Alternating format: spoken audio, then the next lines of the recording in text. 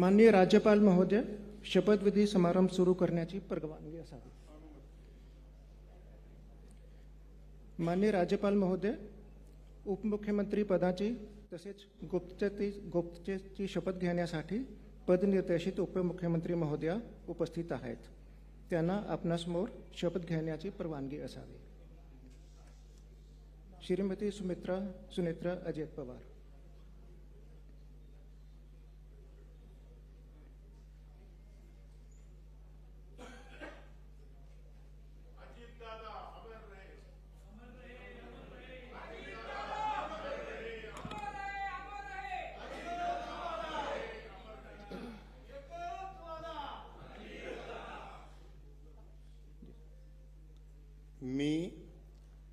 मी सुनेत्रा अजित पवार गांभीर्यपूर्वक प्रतिज्ञा करते की कायद्याद्वारे स्थापित झाले आहे अशा भारताच्या संविधानाबद्दल मी खरी श्रद्धा व निष्ठा बाळगीन.